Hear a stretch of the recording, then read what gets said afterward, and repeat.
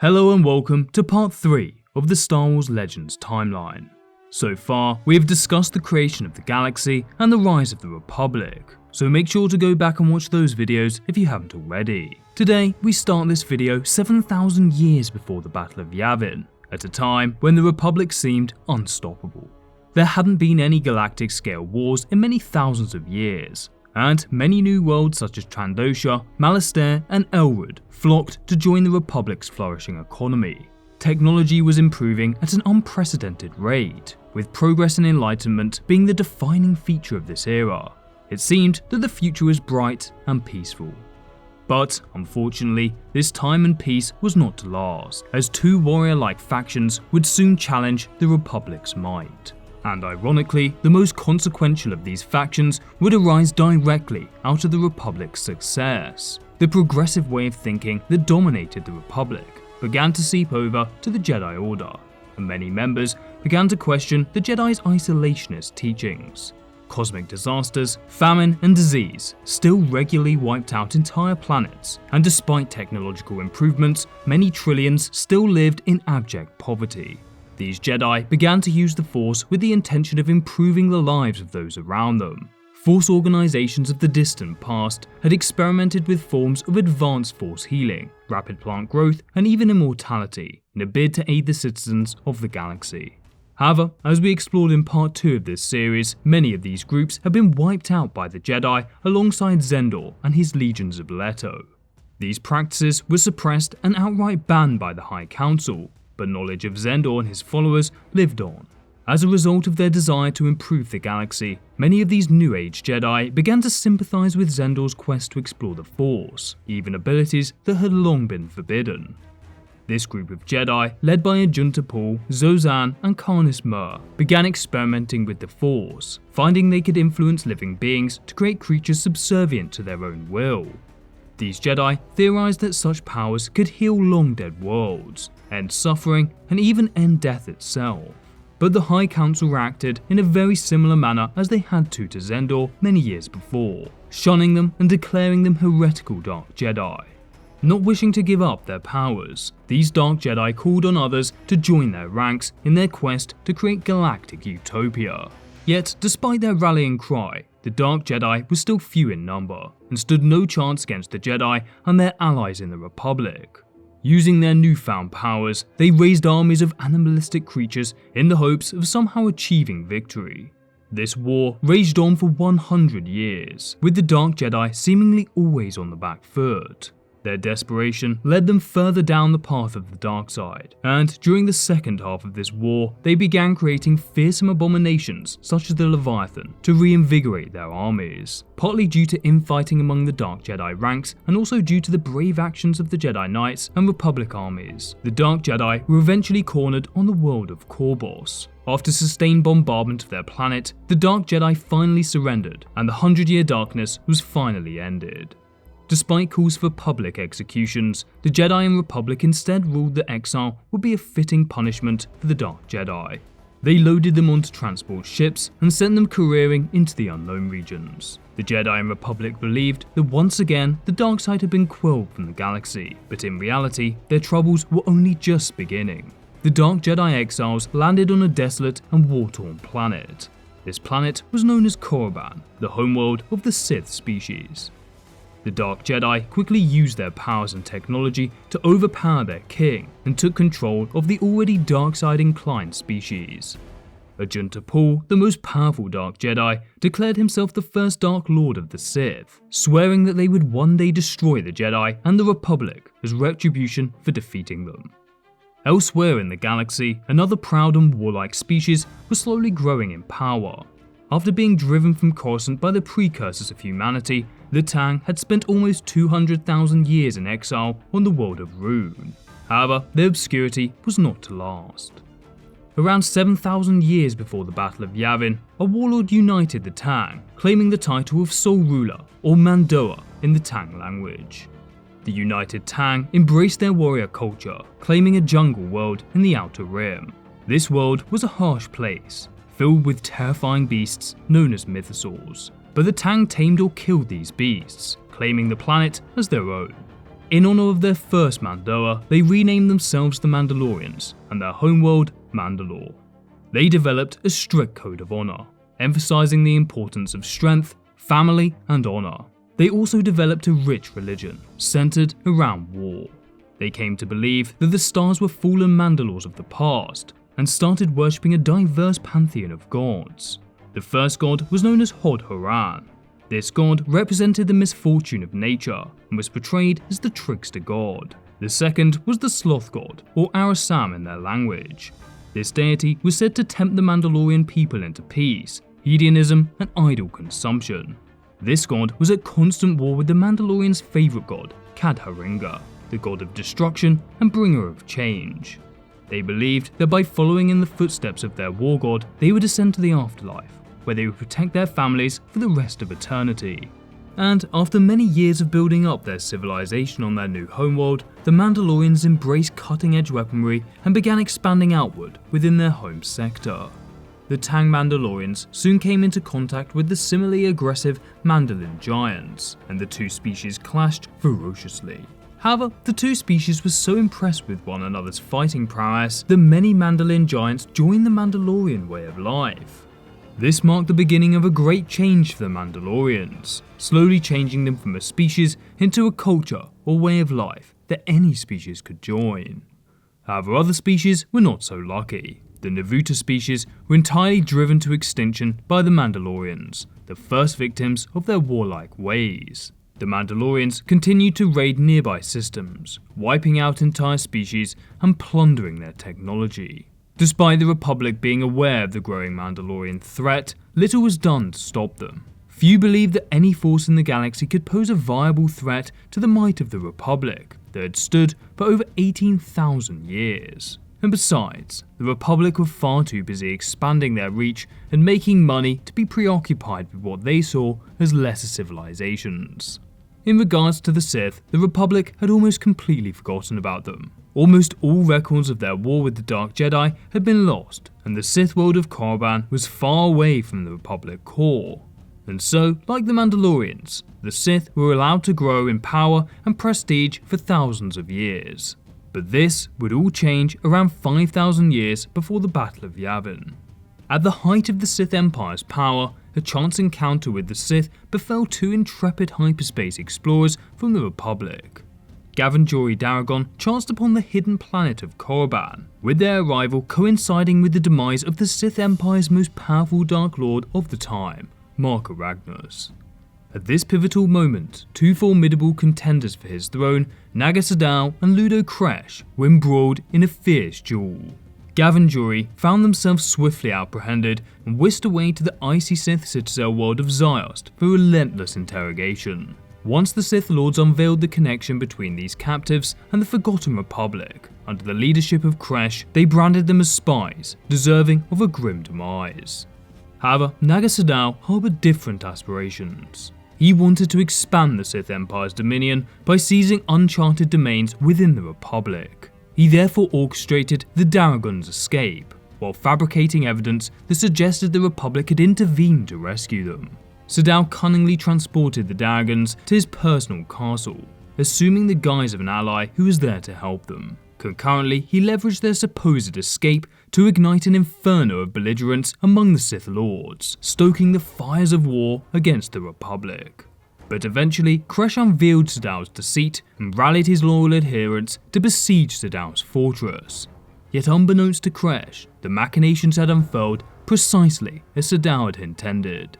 Sadow unleashed a colossal force that he had secretly concealed, wreaking havoc amongst Kresh's unsuspecting forces. Kresh, caught in the destruction, witnessed the annihilation of his flagship, his ambition to rule the Sith crumbling away with it. With his rival vanquished, Sadow coalesced the might of the Sith Empire, donning the mantle of Dark Lord of the Sith. With the Sith Empire united behind him, he embarked upon his audacious invasion into the heart of the Galactic Republic, intent on bringing its dominion to its knees. Traversing along the hyperspace routes, Sadow established his strongholds in the core worlds, masterminding the invasion of a multitude of Republic planets. Sadow harbored no illusions about triumphing over the considerably larger Republic navy through sheer force. Instead, he wagered on the element of surprise and swift initial victories as the foundation of his strategy. From the vantage point of his eye-shaped meditation sphere, he invoked the power of battle meditation. This was not just to infuse his forces on the battlefield with renewed vigor, but he also created a myriad of illusions to make his forces appear much more numerous than they really were. It was his belief that the unexpected brutality of the Sith offensive would quickly disorientate the unprepared Republic Navy. Sadao launched an aggressive assault on Kakaleus and the Foros shipyards. Following the path of the established trade routes, the Sith forces set their sights on Coruscant itself. The Sith Armada unleashed wave upon wave of landing craft onto Coruscant's surface, each teeming with monstrous tusked war behemoths and battalions of ruthless Massassi warriors. Under the command of Naga Sadao, light years away, they launched a fierce charge towards the Senate Hall. At the Grand Staircase, a small number of Jedi and a modest battalion of the Republic Army braced themselves against the oncoming tide of the Sith Horde. However, Sadao would be betrayed by Gav Daragon, who took aim at his meditation sphere, disrupting his mental fortitude with a barrage of weapon fire. But as Sadao's meditation sphere suffered damage, the illusory augmentations of the Sith army dissolved into the ether. Heartened by this turn of events, the Jedi rallied their forces, calling for a counter-offensive that sent the Sith recoiling back towards their vessels. More generally, the war witnessed a decisive shift with the revelation that Sadao had manipulated the Force to create illusory augmentations of his troops. Armed with this newfound knowledge, the Republic Navy launched retaliatory strikes at Kirek and Thokos.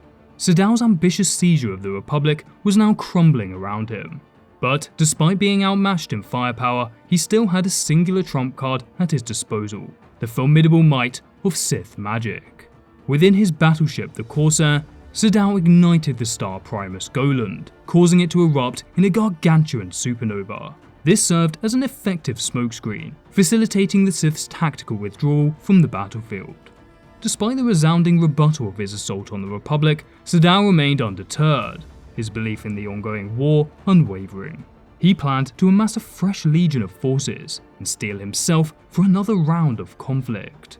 However, upon his homecoming, he was greeted with an unforeseen reception in the form of Ludo Kresh. In an audacious move, who had secretly faked his demise, assembled his own faction. In Sadao's absence, he had declared himself the Dark Lord of the Sith, and so Sadao found himself thrust into yet another battle, this time against his longtime adversary. Kresh's forces nearly overwhelmed Sadao's battle-worn fleet, but victory was snatched from Kresh's grasp when one of Sadao's pilots launched a kamikaze attack on Kresh's flagship. The destructive impact took the self-proclaimed Dark Lord's life, simultaneously shattering the morale and resolve of his remaining troops. However, Sadao's trials were far from over. As Kresh's fall unfolded, a new fleet materialized from the depths of hyperspace. This time, the incoming forces were led by Empress Teta, the ruler of a peculiar, cult-like empire that had allied itself with the Republic. Despite his defiance and willingness to battle to the bitter end, Sadao and his fleet were exhausted and spent. As his imminent defeat became glaringly obvious and Empress Teta demanded his surrender, Sadao understood that survival hinged on a single gambit. He commanded his sparse remnants of ships to form a defensive blockade, while he himself escaped. In a strategic move, Sadao once again employed Sith magic, this time to induce solar flares and shroud his flight from the battlefield. Empress Teta, witnessing the ensuing chaos and the destruction of Sadao's fleet, mistakenly concluded that Sadao had perished. Convinced of his demise, she ordered her fleet to return to Republic territory. However, Sadao, far from being extinguished, had made his escape. Drifting through the cosmos, Sadao eventually discovered the uncharted Yavin system, home to the moon Yavin 4. Viewing this untamed celestial body as an opportunity for a fresh beginning, he resolved to carve out a new dominion here. Eventually, Sadao put himself into suspended animation, awaiting the day he could reclaim his former glory. The beleaguered Sith Empire, once a formidable power, was now a crumbled shadow of its former self, plagued by sporadic internal strife, starvation, and disease. It seemed to have regressed into the primal state of chaos and savagery that the Dark Jedi exiles had found them in millennia earlier. The stinging humiliation of defeat and the loss of 2 Dark Lords drastically affected the morale of the surviving Sith. This led to mass ritualistic suicides committed by the lower echelons of Sith society. Meanwhile, the Republic, slowly recovering from the Sith's brutal occupation of its central planets, wanted revenge. Supreme Chancellor Poltamo sanctioned a united Jedi Republic retaliatory invasion of the Sith worlds. The objective was to assure the comprehensive obliteration of the Empire and any lingering threat that it posed to the Republic's security. The Chancellor, backed by his political allies, presented this invasion as an assault on the institutions of the Empire, rather than a campaign aimed at the extinction of its people, stating it was an act of liberation for the Sith species from the dark side corruption that had oppressed them for centuries. Across the Sith worlds, battleships and bombers brought ruin to the Sith military bases and power hubs, while Republic strike squads on the ground took custody of the surviving Sith refugees on a large scale. Although isolated factions of Sith survivors persisted in their military resistance, the Jedi refrained from resorting to lethal force against the Sith. Instead, the Jedi chose to disconnect these individuals from the Force, although it must be noted that this process was incredibly painful and could leave an individual scarred for life. In their desperation, many Sith turned towards a new powerful leader that had recently come out of the shadows. This leader was of course Vitiate, arguably the most powerful Sith Lord of all time. Broadcasts flooded the Sith worlds, bringing messages of hope, cautioning the listeners about the Jedi's plans to systematically annihilate the entire Sith species. They pleaded with any surviving Sith Lords to unite with Vitiate in a complex ritual of Sith magic which he assured would quell the invaders. Republic invasion forces battering Korriban were momentarily repelled due to ritualistic kamikaze attacks against their forces. In the brief respite that ensued, Sith survivors emerged from their hideouts within the broken tombs and devastated cities. In the days that followed, Vitiate himself materialized among them, rallying around him a considerable force of some 8,000 surviving Sith Lords and Counselors. Upon their arrival to Vitiate's world of Nathema, they were soon joined by other Sith Lords from across the Empire. However, unbeknownst to those present, Vitiate had convened the remaining Sith Lords for a more malevolent intent than simply overthrowing the Republic.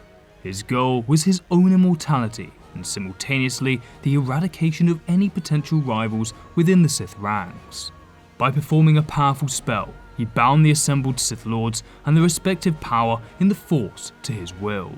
Vitiate then initiated a 10-day-long immortality ritual that wiped out all life on Nathema. This infamous ritual of Nathema bestowed upon Vitiate functional immortality and immense force power, a cost paid for by the planet and its inhabitants. Upon securing immortality and eliminating potential competition within the Sith ranks, Vitiate left his home planet, leading his faithful followers away with him. Now donning the title of Sith Emperor and swearing retribution upon the Jedi and the Republic, Vitiate assembled a modest assembly of Sith carriers and dreadnoughts, orchestrating a planned retreat from the Sith worlds.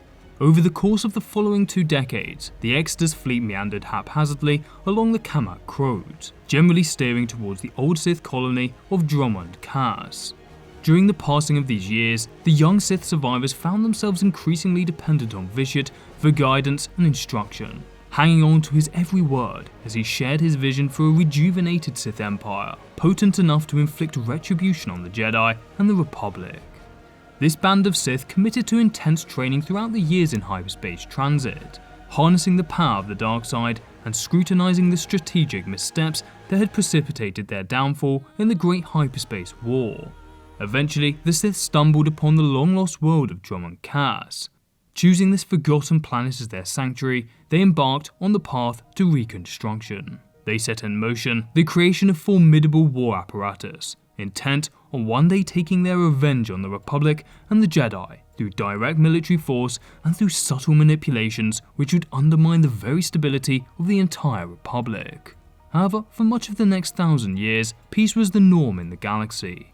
The Republic believed the Sith were defeated, while the Jedi grew ever more certain that their way of doing things was by far the best. However, dark forces were brewing within the very fabric of society and the Jedi Order. Tune in next week, where we will discuss the tumultuous period of the Old Sith Wars, where we will discuss the machinations of Exar Kun, the Mandalorians, and of course, Darth Revan.